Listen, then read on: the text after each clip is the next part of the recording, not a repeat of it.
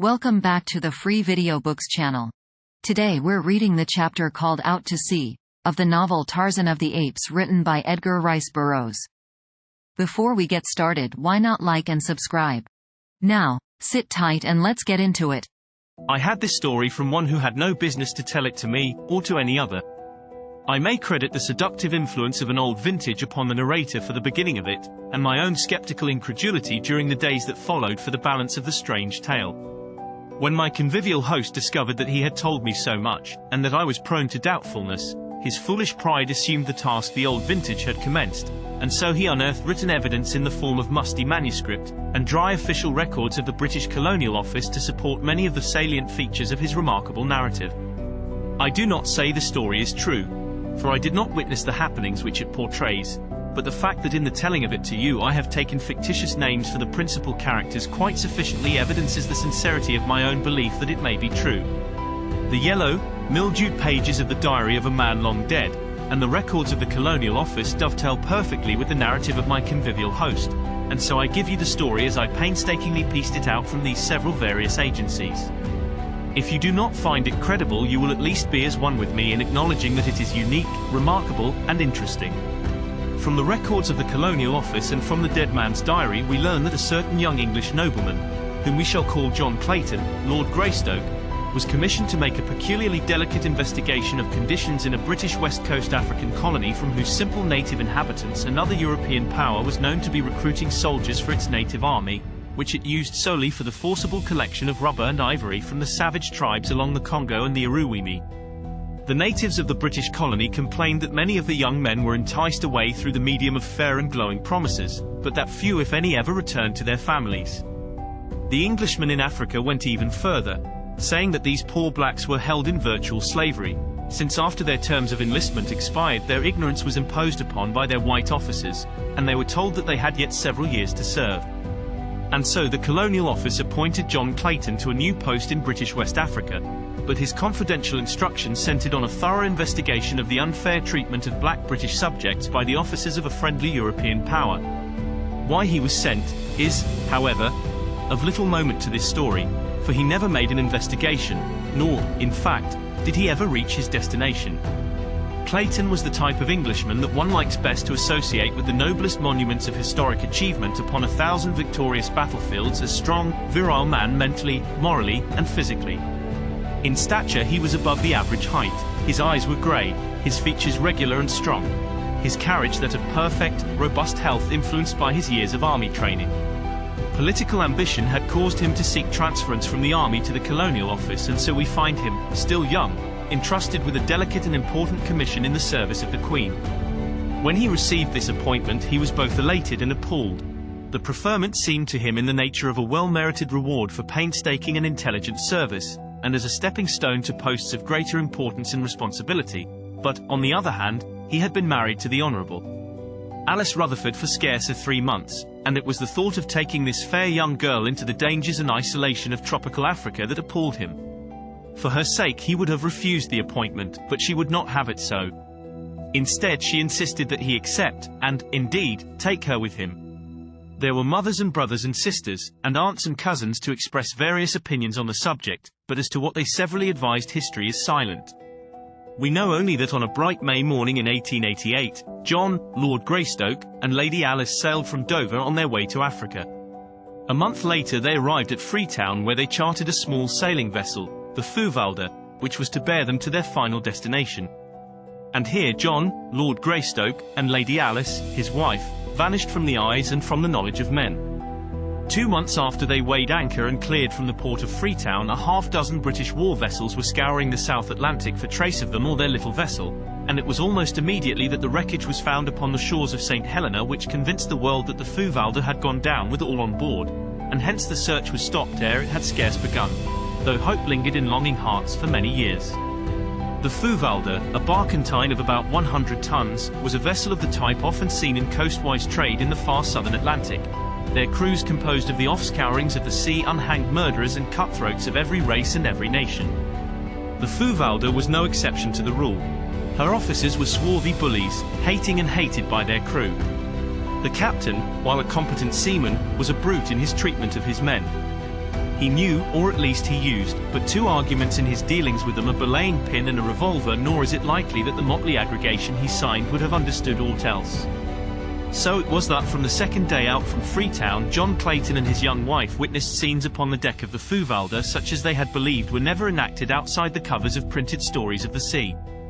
It was on the morning of the second day that the first link was forged in what was destined to form a chain of circumstances ending in a life for one then unborn such as has never been paralleled in the history of man. Two sailors were washing down the decks of the Fouvalda. The first mate was on duty, and the captain had stopped to speak with John Clayton and Lady Alice. The men were working backwards toward the little party who were facing away from the sailors. Closer and closer they came, until one of them was directly behind the captain. In another moment he would have passed by and this strange narrative would never have been recorded. But just that instant the officer turned to leave Lord and Lady Greystoke, and, as he did so, tripped against the sailor and sprawled headlong upon the deck, overturning the water pail so that he was drenched in its dirty contents. For an instant the scene was ludicrous, but only for an instant. With a volley of awful oaths, his face suffused with the scarlet of mortification and rage, the captain regained his feet, and with a terrific blow felled the sailor to the deck. The man was small and rather old, so that the brutality of the act was thus accentuated. The other seaman, however, was neither old nor small, a huge bear of a man, with fierce black mustachios, and a great bull neck set between massive shoulders. As he saw his mate go down, he crouched, and, with a low snarl, sprang upon the captain, crushing him to his knees with a single mighty blow. From scarlet the officer's face went white, for this was mutiny, and mutiny he had met and subdued before in his brutal career. Without waiting to rise he whipped a revolver from his pocket, firing point blank at the great mountain of muscle towering before him.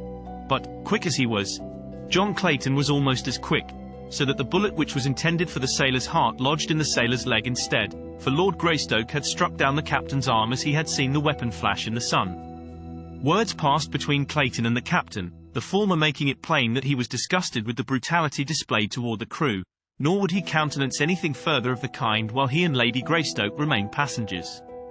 The captain was on the point of making an angry reply, but, thinking better of it, turned on his heel and black and scowling, strode aft. He did not care to antagonize an English official, for the Queen's mighty arm wielded a punitive instrument which he could appreciate, and which he feared England's far-reaching navy. The two sailors picked themselves up, the older man assisting his wounded comrade to rise.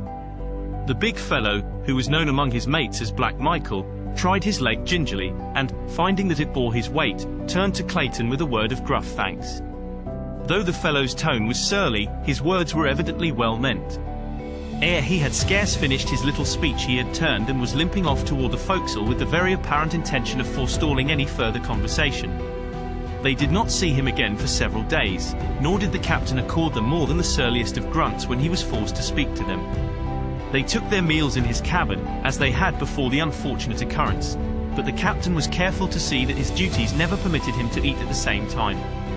The other officers were coarse, illiterate fellows, but little above the villainous crew they bullied, and were only too glad to avoid social intercourse with the polished English noble and his lady, so that the Claytons were left very much to themselves. This in itself accorded perfectly with their desires, but it also rather isolated them from the life of the little ship so that they were unable to keep in touch with the daily happenings which were to culminate so soon in bloody tragedy.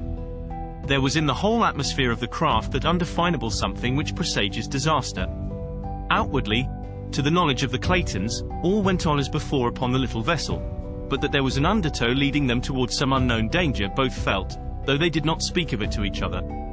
On the second day after the wounding of Black Michael, Clayton came on deck just in time to see the limp body of one of the crew being carried below by four of his fellows, while the first mate, a heavy belaying pin in his hand, stood glowering at the little party of sullen sailors. Clayton asked no questions he did not need to, and the following day, as the great lines of a British battleship grew out of the distant horizon, he half determined to demand that he and Lady Alice be put aboard her, for his fears were steadily increasing that nothing but harm could result from remaining on the lowering, sullen Fouvalda. Toward noon they were within speaking distance of the British vessel, but when Clayton had nearly decided to ask the captain to put them aboard her, the obvious ridiculousness of such a request became suddenly apparent. What reason could he give the officer commanding Her Majesty's ship for desiring to go back in the direction from which he had just come? What if he told them that two insubordinate seamen had been roughly handled by their officers? they would but laugh in their sleeves and attribute his reason for wishing to leave the ship to but one thing: cowardice. John Clayton, Lord Greystoke, did not ask to be transferred to the British man of war. Late in the afternoon he saw her upper works fade below the far horizon, but not before he learned that which confirmed his greatest fears, and caused him to curse the false pride which had restrained him from seeking safety for his young wife a few short hours before, when safety was within reach, a safety which was now gone forever. It was mid-afternoon that brought the little old sailor, who had been felled by the captain a few days before, to where Clayton and his wife stood by the ship's side watching the ever-diminishing outlines of the great battleship. The old fellow was polishing brasses, and as he came edging along until close to Clayton he said, in an undertone, "Else to pay, sir, on this aircraft, and, mark my word for it, sir." "Else to pay? What do you mean, my good fellow?" asked Clayton. "Way, hasn't ye seen what's going on? Hasn't ye heard that devil spawn of a captaining and his mates knocking the bloomin' lights out and ARF the crew? 2 busted Eads yesterday, and 3 today. Black Michael's as good as new again, and E's not the bully to stand there it, not E, and, mark my word for it, sir." "You mean, my man, that the crew contemplates mutiny?" asked Clayton. "Mutiny!" exclaimed the old fellow. "Mutiny? They means murder, sir, and, mark my word for it, sir. When? Hit's comin', sir, hit's comin', but I'm not a-sayin' when, and I've said too damned much now, but ye was a good sort t'other day, and I thought it no more'n right to warn ye. But keep a still tongue in yer EAD, and when ye ear shoot and git below and stay there. That's all. Only keep a still tongue in yer EAD, or they'll put a pill between yer ribs, and mark my word for it, sir." And the old fellow went on with his polishing, which carried him away from where the Claytons were standing. "Deuced cheerful outlook, Alice," said Clayton. "You should warn the captain at once, John. Possibly the trouble may yet be averted," she said. "I suppose I should, but yet from purely selfish motives I am almost prompted to keep a still tongue in my EAD. Whatever they do now they will spare us in recognition of my stand for this fellow Black Michael, but should they find that I had betrayed them there would be no mercy shown us, Alice. You have but one duty, John, and that lies in the interest of vested authority. If you do not warn the captain you are as much a party to whatever follows as though you had helped to plot and carry it out with your own head and hands." "You do not understand, dear," replied Clayton. "It is of you I am thinking there lies my first duty. The captain has brought this condition upon himself, so why then should I risk subjecting my wife to unthinkable horrors in a probably futile attempt to save him from his own brutal folly?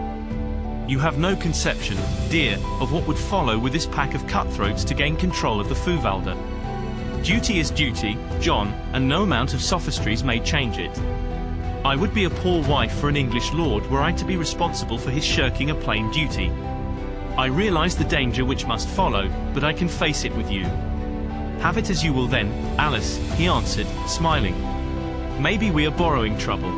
While I do not like the looks of things on board this ship, they may not be so bad after all, for it is possible that the ancient mariner was but voicing the desires of his wicked old heart rather than speaking of real facts.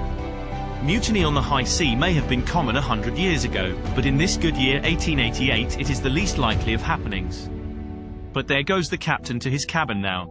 If I am going to warn him I might as well get the beastly job over, for I have little stomach to talk with the brute at all." So saying he strolled carelessly in the direction of the companionway through which the captain had passed, and a moment later was knocking at his door. "Come in," growled the deep tones of that surly officer. And when Clayton had entered, and closed the door behind him, "Well, I have come to report the gist of a conversation I heard today, because I feel that, while there may be nothing to it, it is as well that you be forearmed.